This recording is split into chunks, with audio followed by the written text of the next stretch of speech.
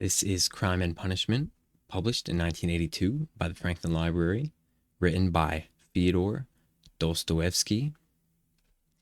It is bound in this red paperboard, so it's just a normal hardcover, which is stamped with a fake leather grain to give it some texture. The cover has this printed on gold embossing design, which I think is quite nice looking. As you can see, the spine has more of that printed on gold embossing, and it's not the highest quality, so the title has actually worn off, although there is a ever so faint imprint where the title and the author's name used to be.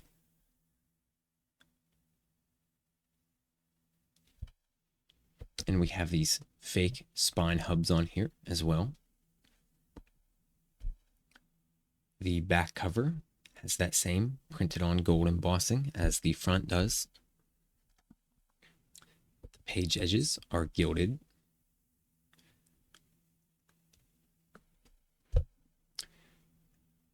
And this gilding is probably the same quality as the printed on gilding of the cover and spine, so it might not have the longest life before it wears off. The headbands are red and white. There's a bit of glue seeping out from underneath this headband here. I'm not sure what caused that, but it does make sense that these headbands are glued on. I wouldn't expect them to be sewn. The end papers are this brown and white geometric pattern printed on this paper, which is pretty thin. A trend that I've begun to notice in these Franklin Library hardcovers is that they really like to use designs printed in brown and white.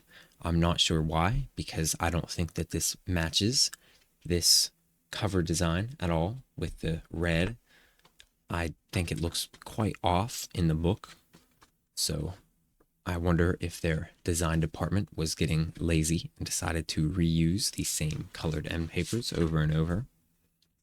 Paper of the book itself is what you would expect from a hardcover like this, just your standard paper.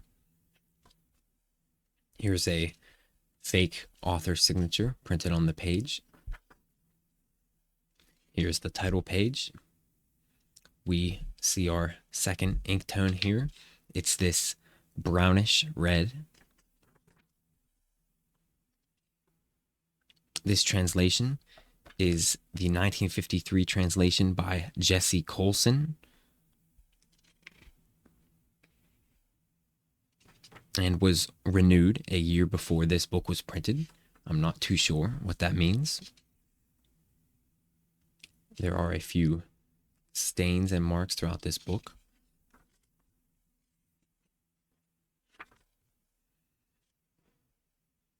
I quite like the illustrations in this book.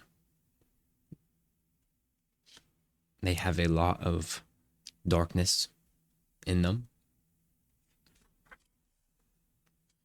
And the color, I think, matches quite well with the theme of the book. It's very bleak looking.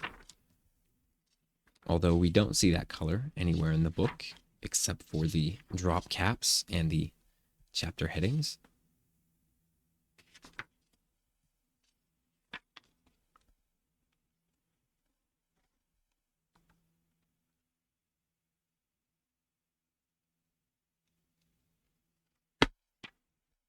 It seems that the illustrations only appear at the beginning of parts of the book. Quite nice looking.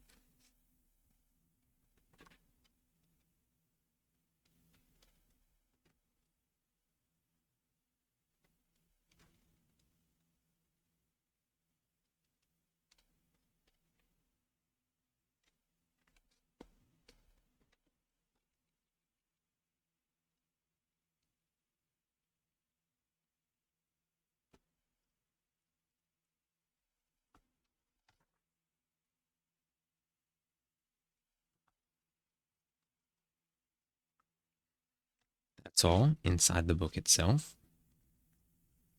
There is one final illustration for the epilogue.